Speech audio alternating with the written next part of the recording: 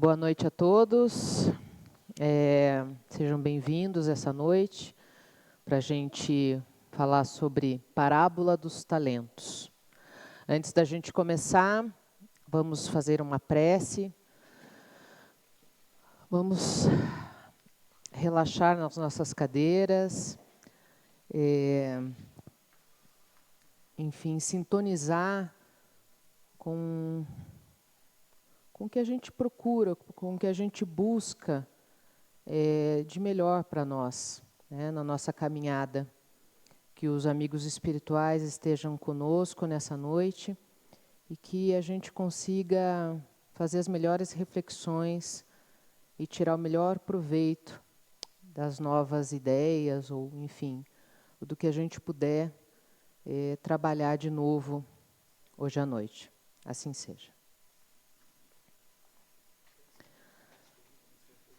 Parábola dos talentos. Não sei se alguém conhece ou lembra vagamente a respeito, mas se não lembra, a gente vai retomar a ideia, vai lembrar. Tá. Tem que estar ligado, né? Isso, agora foi. Então, o que é uma parábola, né? Tirando a questão matemática de geometria aí, né, que não é o que a gente vai trabalhar hoje. Ela é uma narrativa alegórica que transmite uma mensagem indireta por meio de comparação ou analogia, né? Então, era o que Jesus aí utilizava bastante, né? Para chegar em um ponto, para chegar na moral da história. Ele contava aí uma situação, normalmente em que aquelas pessoas iam se sentir representadas, iam se conectar com aquela história, para ele passar a ideia que ele queria, né? O que é um talento? Dito, feito a questão da parábola, talento, se fosse perguntar para qualquer pessoa, a gente ia responder, é uma aptidão, uma capacidade inata ou adquirida, né? Um dom, uma coisa que eu sei fazer. Mas também é uma moeda antiga da Grécia e de Roma.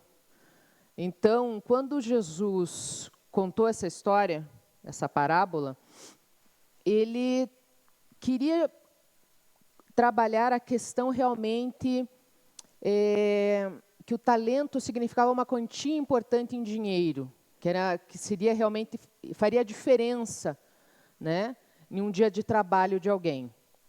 Então, quando ele se utilizou disso, foi com esse intuito. Embora a gente vai ver que ele queria chegar em um ponto específico. A parábola dos talentos, ela está situada na Bíblia, no sermão profético, o último sermão que Jesus fez, né?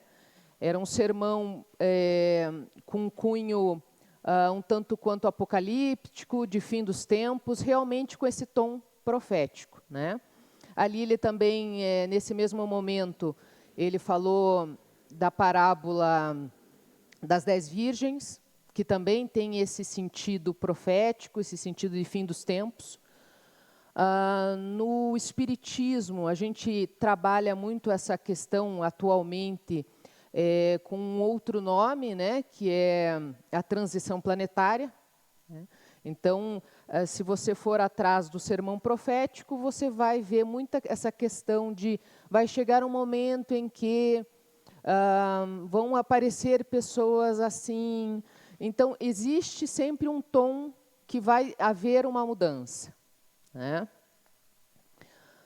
E no Evangelho segundo o Espiritismo, né, é trabalhada essa parábola no capítulo 16, com o título, né, do capítulo, Não se pode servir a Deus e a Mamon. Mamon significa, de um modo direto, dinheiro, né, alguma questão relacionada a bens materiais, a cobiça. Inclusive, algumas pessoas tratavam Mamon, né, essa palavra, como se fosse uma divindade. Mas era nesse sentido, de dinheiro. Então, ou seja, não se pode servir a Deus e a Mamon, né?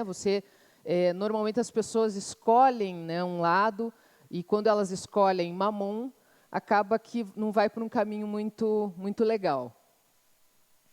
Dentro deste capítulo do Evangelho segundo o Espiritismo, é um capítulo em que o ponto forte, o ponto mais dito, é sobre o desapego. Né? O desapego é o que ele trabalha mais ali, tanto que ele traz a parábola do mal rico, ele traz Jesus na casa de Zaqueu, e várias histórias relacionadas a essa situação em que como que a gente tem que trabalhar os bens materiais. Né? A gente vai perceber e vai ver que essa parábola também tem outros significados, que a gente pode explorar ela bastante, mas que ela tem como ela é contada com uma visão relacionada a bens materiais, a gente também vai trabalhar um pouco isso. Nesse capítulo, eu trouxe duas frases bem marcantes de Jesus que exemplificam isso. Uma delas... Tudo bem. Que bom que não aconteceu nada. Uma das frases é bem conhecida, provavelmente por todo mundo. É mais fácil um camelo passar pelo buraco de uma agulha do que um rico entrar no reino dos céus. Tem até uma nota de rodapé lá no Evangelho, quem tiver interesse em ler todo esse capítulo, ao sair daqui,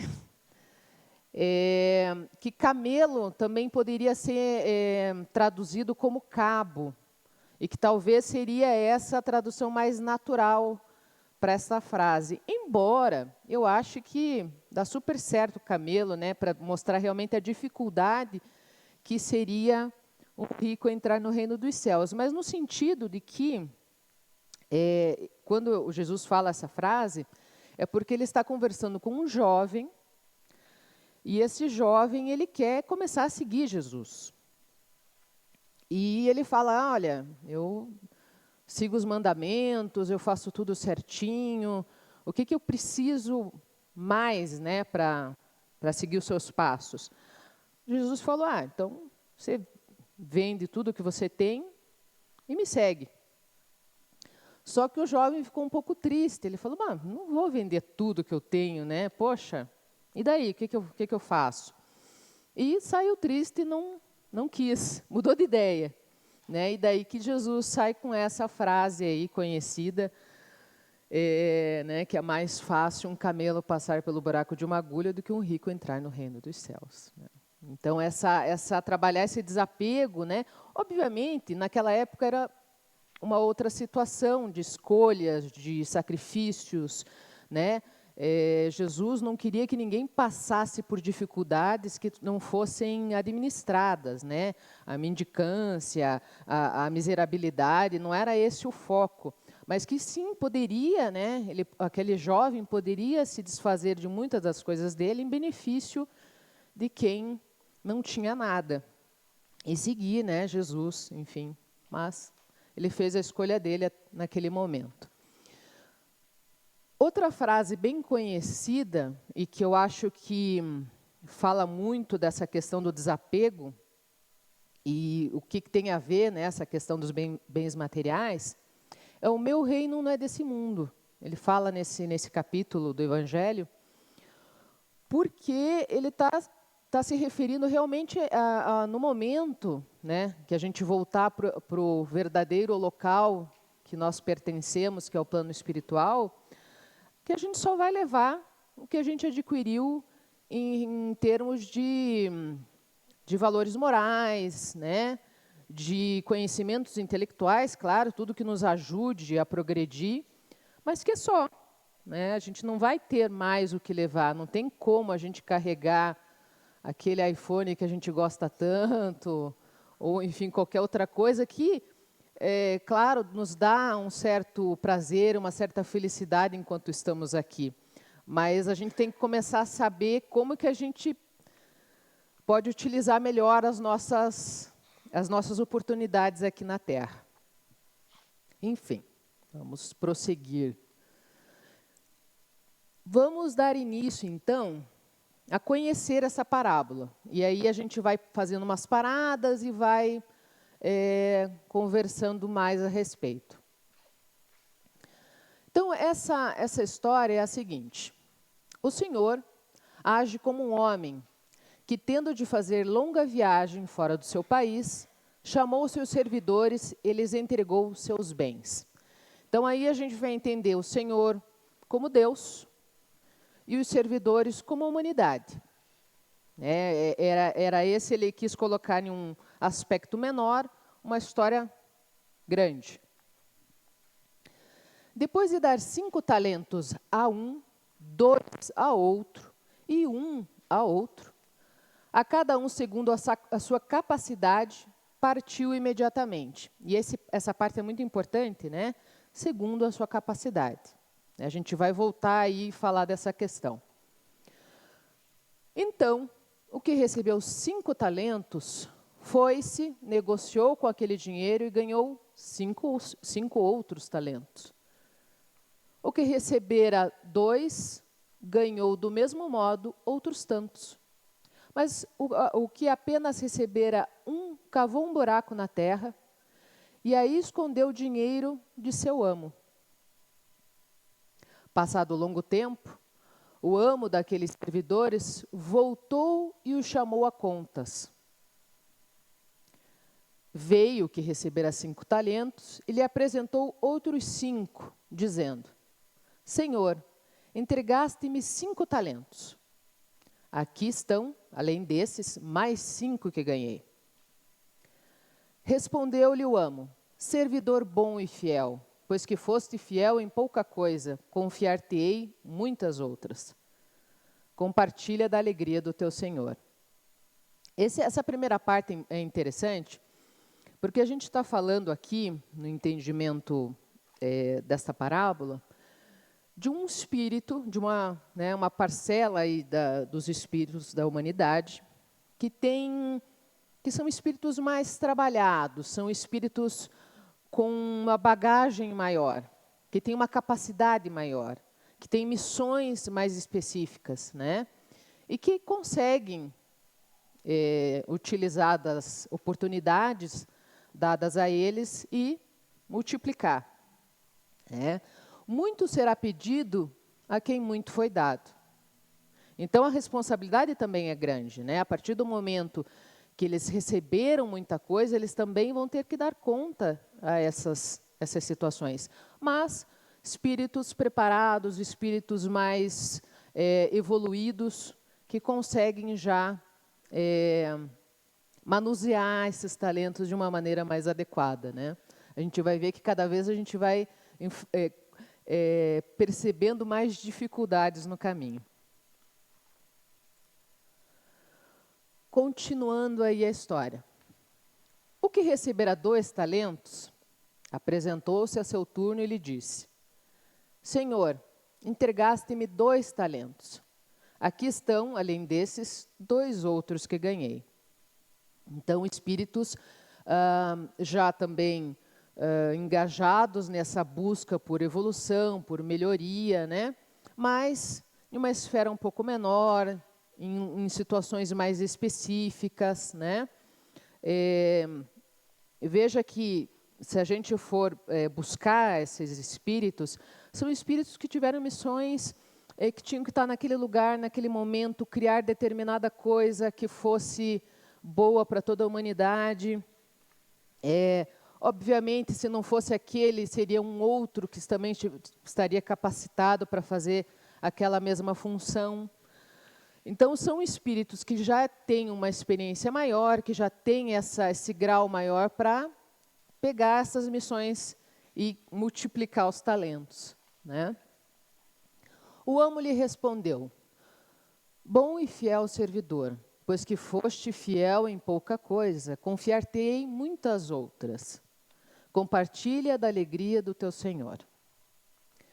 Veio em seguida o que recebeu apenas 1 talento e disse: Senhor, sei que és homem severo, que ceifas onde não semeaste e colhes de onde nada puseste.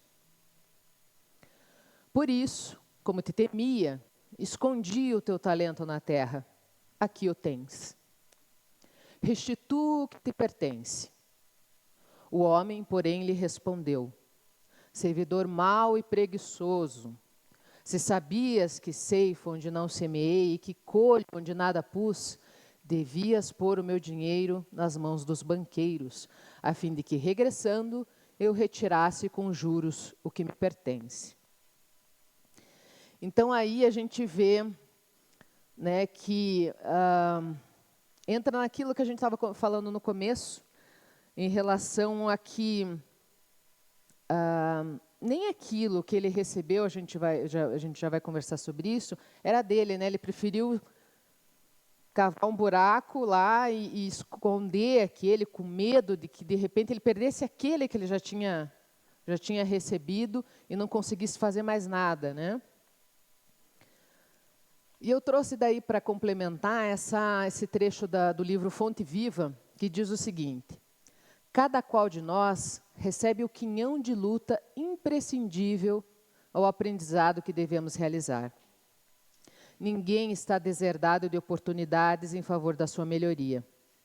Então, todos nós recebemos oportunidades, recebemos talentos em cada encarnação. A própria encarnação é, né, um talento, é uma oportunidade dada para que a gente consiga utilizar da melhor maneira possível. Eu gostei muito que o Raul Teixeira trouxe, quando ele fala desse tema, inclusive, e ele coloca alguns talentos, algumas oportunidades. E uma delas, ele fala que é o poder. O poder pode ser visto como um talento, como uma oportunidade. E que isso está espalhado entre todos nós, né? Uma mãe, um pai tem poder sobre o seu filho, pelo menos enquanto ele está jovem, né? Que a gente tem essa influência sobre ele. Então, como que a gente vai utilizar esse poder, né? De maneira positiva na educação dessa criança, ou raivoso, sempre inquieto, sempre criticando? Como que a gente pode utilizar da melhor maneira possível, né? Um político tem poder, né? Ele vai... Como que nós podemos lidar com esta pessoa que a gente escolheu? Como que a responsabilidade dessa pessoa que escolheu, né, trilhar esse caminho da política? Como que ela pode... Qual que é a responsabilidade, né, desse poder, desse talento que ela recebeu? Um chefe, né, um patrão, alguém, dono de uma empresa que emprega muitas pessoas, qual que é a responsabilidade dele em relação a isso, né? Dar melhores condições, um trabalho digno, um salário digno. Como que isso, qual que é a responsabilidade dele, né, com esta oportunidade, com este poder? Então, eu achei muito interessante, porque às vezes a gente acha que talento, que oportunidade são coisas muito específicas, como um bem material, né? Ganhei isso aqui, como que eu posso utilizar? Ou conseguir estudar determinada coisa também é um talento, né? Também é uma oportunidade dada. Porque a gente constrói e a gente faz um projeto de encarnação, quando a gente vem, que a gente espera e que a gente busca desenvolver determinadas coisas, trabalhar determinadas coisas na nossa personalidade, no nosso eu, né? E às vezes a gente, quando está aqui, a gente acha que porque está tudo bem, que está tudo confortável, está tudo funcionando redondinho, que opa, eu estou bem, estou fazendo alguma coisa certa. Às vezes, isso também é verdade, mas o que eu posso fazer a mais? Como que eu posso aumentar? Como que eu posso devolver no momento adequado algo a mais quando eu voltar para o plano espiritual, né? E não só guardar no bolso, enterrar, né, como na parábola, e não entregar nada, e não ter nada, né? Não chegar a nada, a lugar nenhum. E, inclusive, às vezes a gente até fala assim, se tal pessoa está passando por isso, é porque ela deve muito, porque ela fez algo muito ruim na outra encarnação. A gente que é espírita adora fazer né, uma coisa meio assim, traçar um paralelo, uma coisa, e às vezes não é nada disso, às vezes foi uma escolha, às vezes eu preferi adiantar alguma coisa para melhorar mais rápido em determinado ponto da minha vida. Então, às vezes, a gente tem que olhar o próximo e a nós mesmos com um olhar um pouco mais abrangente, né, do que aquela pessoa está passando, por que ela está sofrendo. Ela está sofrendo porque ela é má. Não, ela está sofrendo porque, bem ou mal, quando a gente veio para cá, a gente sofre. E a gente sofre coisas muito diferentes e muito específicas, né? Uns sofrem de uma maneira mais emocional, outros sofrem de uma maneira mais material, né? E a gente tem que ir lutando, a gente tem que ir buscando se equilibrar e não cair, né? E a parte final da parábola, né? A conclusão. Tirem-lhe, pois, o talento que está com ele, daquele do 1 talento, né? E deem-no ao que tem 10 talentos. Nossa, no primeiro momento parece até meio injusto, né? Como assim? Porquanto dar-se-á a todos os que já têm, e esses ficarão cumulados de bens. Quanto àquele que nada tem, tirar-se-lhe-á mesmo o que pareça ter. E seja esse servidor inútil lançado nas trevas exteriores, onde há prantos e ranger de dentes. Então, você veja que, além de tudo, ainda entrega para outra pessoa, né? Mas esse entregar, ele estava muito mais relacionado à capacidade, né? Então, Deus sabe quem que tem a capacidade de gerir aquelas oportunidades. E, às vezes, mesmo a gente errando e tropeçando, a gente tinha capacidade, né, de desenvolver aquilo. Às vezes a gente errou, buscou outro caminho, vai encontrar isso de novo lá na frente. Mas, às vezes, o que a gente recebe, na maioria das vezes, a gente tem capacidade de resolver. Haverá prantos e ranger de dentes, ou seja, haverá sofrimento, né? Toda ação gera uma reação e eu fiz uma coisa, vou ter uma resposta disso, vou ter um sofrimento relacionado às minhas decisões, às minhas escolhas, ao meu enterrar o talento, né? Eu trouxe a pergunta 642 do Livro dos Espíritos, uma pergunta bastante conhecida, que diz o seguinte: para agradar a Deus e assegurar a sua posição futura, bastará que o homem não pratique o mal? Não. Cumpre-lhe fazer o bem no limite de suas forças, porquanto responderá por todo o mal que haja resultado de não haver praticado bem. Ou seja, escolher também não fazer nada, também você tem a responsabilidade disso, né? Esses dias, claro que é uma situação prática, assim, mas me chamou a atenção, eu vi um videozinho de um experimento que eles fizeram na internet, que era um homem pegando uma criança na rua, era tudo uma encenação, tapava a boca da criança, pegando em um sentido como se fosse realmente um roubo de uma criança, e entrando em um local. E a maioria das pessoas, claro, por situações até incompreensíveis de medo, elas passavam e fingiam que nem estavam vendo aquilo, nem para pegar um telefone, nem para ligar, sei lá, enfim, né? Só uma pessoa entrou atrás, sem nem pensar no que ia acontecer com ela. Obviamente, o ator ali contou o que estava acontecendo, que tinha câmera, que era uma brincadeira, um experimento, né? Mas me chamou a atenção essa situação, porque a gente sempre está envolvido com essas situações, com essas coisas, né? Quais são as nossas escolhas? Quando que a gente busca realmente se envolver com alguma coisa, com alguma causa? No que a gente pode, no nosso dia a dia, ir atrás, correr atrás e fazer e lutar por alguém ou lutar por alguma coisa que às vezes não faz diferença nenhuma para a gente, mas que para aquela pessoa faz, né? Então, a gente também pode usar esse nosso talento, né, o talento de estar aqui, de estar vendo as outras pessoas, de estar convivendo, e entender que tudo pode ser um talento, né? O Raul Teixeira também colocou algo muito interessante, que ele começou a colocar assim: se eu venho de uma família, isso é um talento, porque nem todo mundo tem a oportunidade de vir em uma família bem estruturada, né? Às vezes, aquele espírito reencarna em uma situação hostil, onde ele não tem os pais ali, ou ele sofre de maus tratos, por exemplo. Aí ele já vai ter uma luta maior pela frente, né?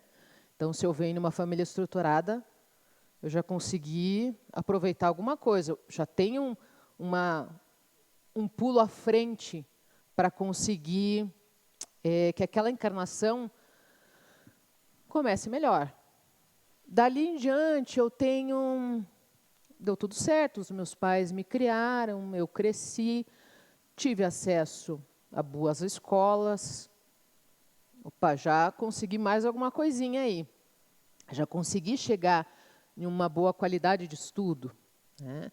Consegui escolher o que eu ia fazer. Ah.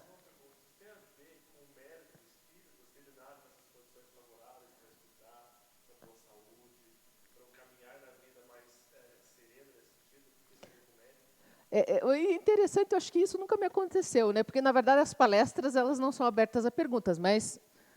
Não, ok, a gente vai chegar nesse ponto. Não, né? Porque, veja, é a mesma coisa em relação ao sofrimento que eu estava falando, né? O sofrimento, ele está sofrendo é porque é malvado.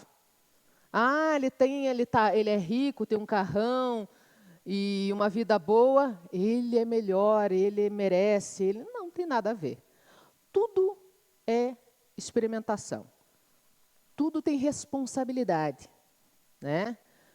Claro que todos nós gostaríamos aqui, com certeza, de estar em uma situação super confortável, saúde lá em cima, que é também um talento, que é também uma oportunidade, né?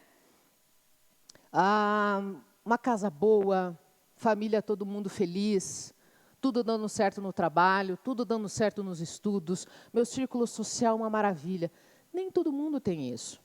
Algumas pessoas até aparentam ter. Mas olha a responsabilidade que essa pessoa tem. Será que ela está fazendo alguma coisa com essas oportunidades, com esses talentos que ela tem? Não é da minha conta. Cada um tem que responder, né, na justiça divina sobre as suas escolhas, né? Então, isso que você colocou, não é, né? Como na vida também, né? A gente sabe que, nessa linha que eu estava falando, a gente sabe que isso são oportunidades para eu trabalhar, mas não tem nada a ver com eu ser melhor ou não, inclusive ao contrário, né? Isso só me deu uma chance de estar lá na frente, de conseguir as oportunidades, enquanto alguma pessoa ou outra não conseguiu. Teve uma luta maior, teve uma batalha maior, porque era o projeto de encarnação daquela pessoa. Eu acredito muito nisso, né? Lendo as obras básicas e vendo outras situações relacionadas a isso, tudo é uma chance de eu trabalhar determinadas coisas.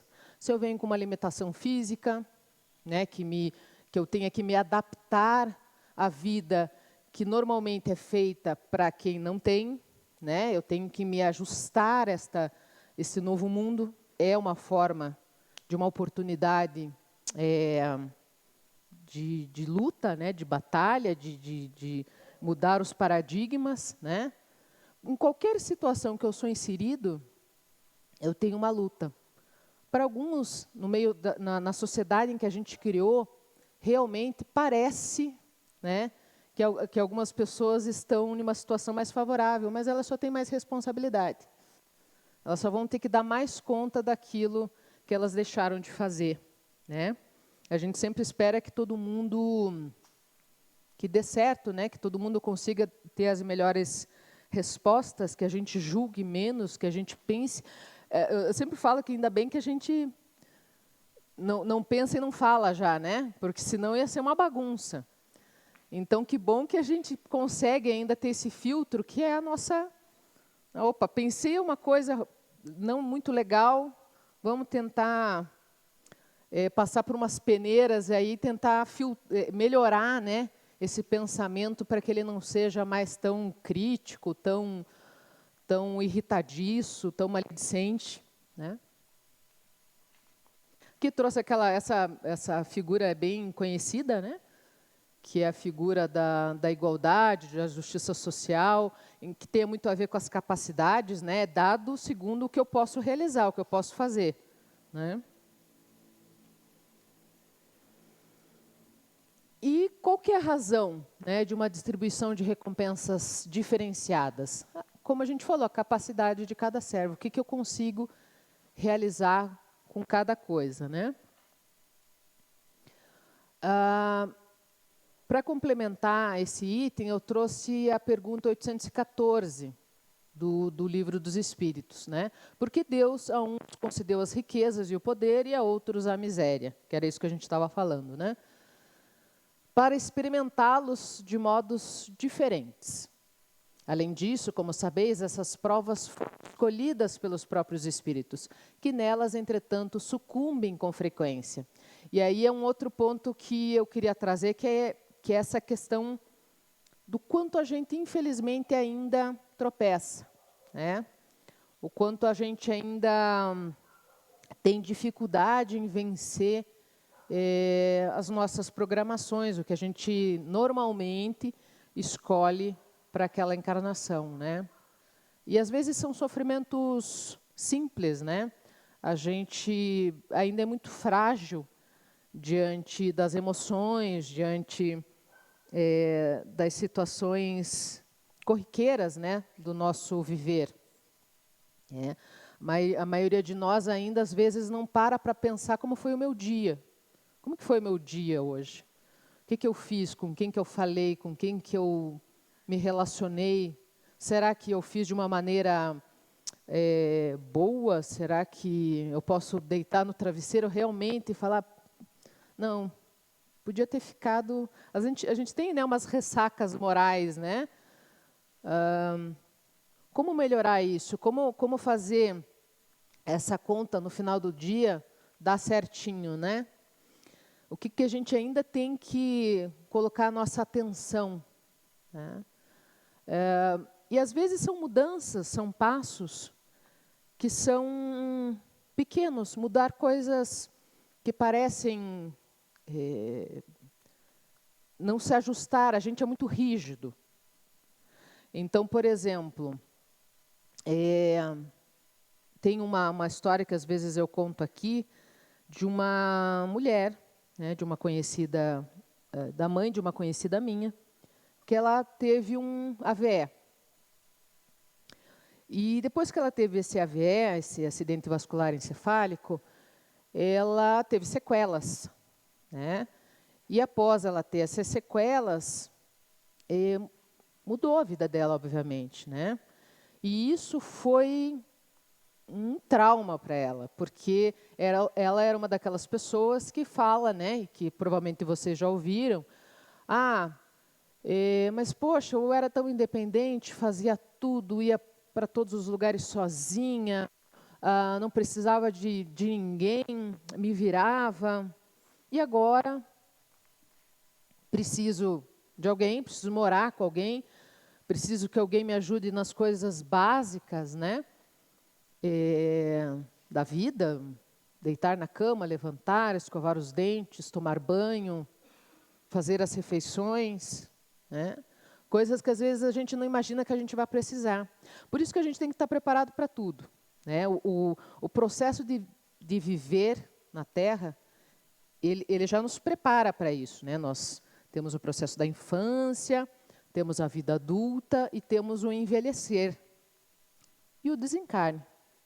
Tudo a gente tem que estar meio que se preparando. O processo de vida na Terra é uma eterna preparação de mudanças, né? Então, infelizmente para essa pessoa, ela estava sofrendo mais do que ela talvez deveria, né? porque ela não queria aceitar esta mudança de condição. Né? Então, ela estava muito rígida em relação a isso, né? Que, de fato, agora as coisas mudaram. E para tudo é isso, né? Para o processo de morte, a gente tem pessoas que têm medo de falar da morte, né?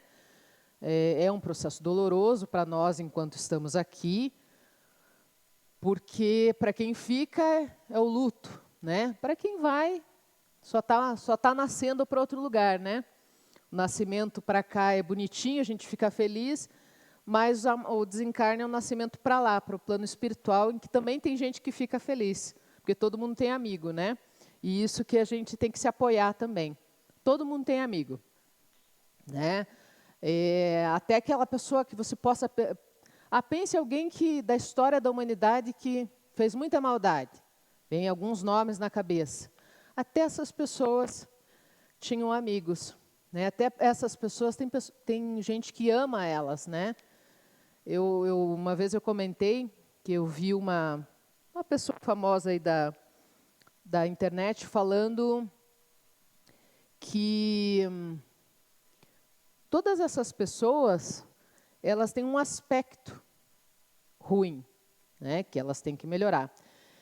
E que, em contrapartida, elas, quando voltam para casa, por exemplo, elas podem ser um bom pai, tratar bem as crianças, com gentileza, com educação, com carinho. Podem ser, às vezes, uma boa esposa, um bom marido, tratar também com carinho, com respeito, com dedicação.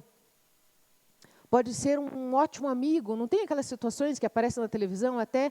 mas nossa, mas a pessoa, fulano é tão querido. Com você, né? Mas, de repente, com outro grupo, ele não foi tão querido, né? E, às vezes, é difícil para a gente também perceber que a gente é muito mais, né? As nossas facetas, o que a gente tem que melhorar, né? Nessas visões fica claro o que a gente tem que melhorar nos outros, né? Mas, de repente, colocar isso para nós, né? Qual que é a faceta em mim que eu tenho que melhorar? Qual que é o meu talento, né? No que eu posso ajudar alguém, fazer algum bem, né? E para a gente trabalhar melhor essa questão de qual é o meu talento, eu trouxe aqui do livro Caridade, do Emmanuel, né? Do Francisco Cândido Xavier, em parceria, né? O título dessa mensagem é O Talento Esquecido, que tem tudo a ver com o que a gente está falando aqui. E a gente vai lendo e vai parando. No mercado da vida, observamos os talentos da providência divina fulgurando na experiência humana, dentro das mais variadas expressões. Talentos da riqueza material, que a gente falou, né? Da intelectualidade brilhante. Tem muita gente, né, que é muito bom em fazer muitas coisas. Da beleza física, dos sonhos juvenis, dos louros mundanos. Às vezes a gente acha que isso também não é um talento, e né? Quem não quer, né? Quem não lembra, às vezes, da adolescência, ou, enfim, até da vida adulta mesmo, todo mundo quer ser amado, todo mundo quer ser querido, quer ser especial, quer fazer uma coisa que as pessoas falem, nossa, que legal, né? Então, ou ser apreciado, né? Nossa, que lindo que você é, que linda que você é, e ter essa... E nem todo mundo, né? Nem todos nós, mas que bom que o mundo é feito para todo mundo, mas a gente sabe que, embora o mundo seja feito para todo mundo, esse trilhar da nossa sociedade nos coloca nesses lugares de sofrimento por conta dessas buscas, por conta dessas coisas, né? Do brilho social e doméstico, do poder e da popularidade, que é isso que a gente estava falando, que todo mundo quer ser especial, todo mundo quer ser amado, todo mundo quer ser apreciado. E isso é talvez uma das causas maiores de sofrimento social que a gente tem, né? Entre outros, né? Mas no aspecto das emoções. Alinham-se à maneira de joias grandes e pequenas, agradáveis e preciosas, estabelecendo concorrência avançada entre aqueles que as procuram. Há, porém, um talento de luz acessível a todos. Brilha entre ricos e pobres, cultos e incultos. Aparece em toda parte. Salienta-se em todos os ângulos da luta. Destaca-se em todos os climas e sugere engrandecimento em todos os lugares.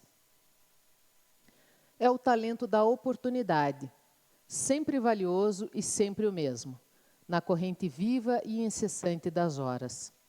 Então, todo mundo tem as suas oportunidades. Às vezes, como a gente frisou aquele momento, né?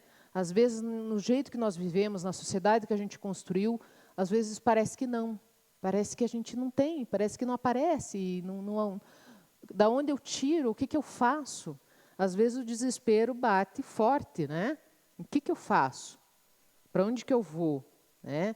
Aonde mais que eu posso me agarrar? Nesse momento, pode parecer pouco, pode ser, de repente, você vai vir com a história da prece. Mas é verdade, né? A prece nos ajuda a nos conectar, a nos equilibrar. Naqueles momentos em que a gente parece que não está sendo tão apreciado, não está sendo tão amado, não está sendo tão visto. Que todas as oportunidades, cadê, né? A prece nos coloca nos trilhos de novo. É o desejo de doar um pensamento mais nobre ao círculo da maledicência. Eu posso fazer isso, eu posso realmente pensar melhor. Fortalecer com um sorriso o ânimo abatido do companheiro desesperado. De alinhavar uma frase amiga que enterneça os maus a se sentirem menos duros e que auxilia os bons a se revelarem sempre melhores. De prestar um serviço insignificante ao vizinho, plantando o pomar da gratidão e da amizade. De cultivar algum trato anônimo de solo, onde o arvoredo de amanhã fale sem palavras de nossas elevadas intenções. Então, são coisas pequenas, né? Ele te dá ali possibilidades de trabalhar esses sentimentos, de trabalhar essas emoções, né? A gente, às vezes, busca... a gente se abraça muito às emoções mais de rompante. Né? A gente fica com raiva, a gente fica irritado com alguma coisa, a gente recorre normalmente à violência, por exemplo. Né? Porque ele não podia ter falado tal coisa para mim, porque é minha honra, porque é minha dignidade. Então, a gente coloca situações que não existem, né? No final das contas. Quando eu desencarnar, essas situações só vão agravar toda a minha trajetória. Quando eu podia, naquele momento, ter... Não, eu não sou menos porque eu fiquei irritado, porque eu fiquei com raiva. Eu posso piorar a situação, mas eu devo trabalhar aquela emoção para que ela não recorra à violência, para que ela não recorra ao ódio, à raiva. Né? Acima de todos os dons, permanece o tesouro do tempo. Com as horas, os santos construíram a santidade e os sábios amealharam a sabedoria. E essa frase eu gostei muito, porque às vezes a gente quer, a gente tem pressa, ou a gente acha, ao contrário, que está tudo muito longe e que a gente nunca vai conseguir. A gente nunca vai conseguir chegar a um nível de Jesus ou de algum outro espírito que a gente, de alguma maneira, né, aprecie aí, que a gente goste de seguir como exemplo. E é o tempo, né? A gente tem que ir naqueles passos que a gente consegue dar, em alguns momentos uns passos mais longos, em outros um pouquinho mais curto. Às vezes a gente dá aquela tropeçada, né, que a gente comentou ali, que às vezes a gente falha, a gente perde aquela oportunidade, mas a gente sempre segue para frente, a gente nunca volta para trás, é sempre para frente. E ficar atento a isso, que as coisas não acontecem do nada. Ninguém chegou onde chegou no plano espiritual, né, na questão espiritual, do nada. Foi um sofrimento, foi busca, foi trabalho de aceitação, de emoção, né? É com o talento esquecido das horas que edificaremos o nosso caminho no rumo da espiritualidade superior. Na aplicação silenciosa com o Mestre, que atendendo compassivamente às necessidades de todos os aprendizes, prometeu, com o amor, não somente demorar-se conosco até o fim dos séculos terrestres, mas também asseverou, com justiça, que receberemos individualmente na vida, de acordo com as nossas próprias obras. E aqui fica esse final, né, que a gente repete muito, né, de acordo com as nossas próprias obras. E o apoio incessante que a gente tem, não só de Jesus, mas dos nossos amigos, né? Às vezes de pessoas que estão mais próximas no dia a dia da gente. Os nossos amigos espirituais, né? Ouvir mais, sentir mais essas possibilidades, se abrir para isso, né? Tem alguns, nos livros do André Luiz, ele comenta muito isso, né?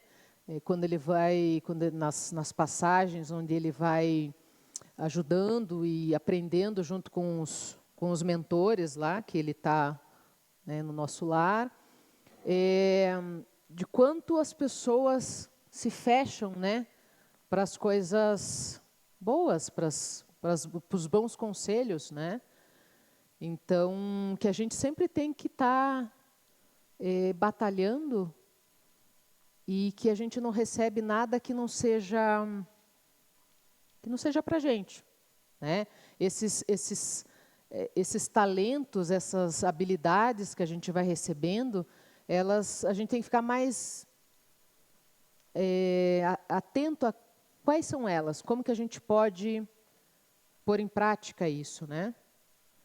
E, para terminar, a gente vai fazer uma prece e eu agradeço a presença de todos.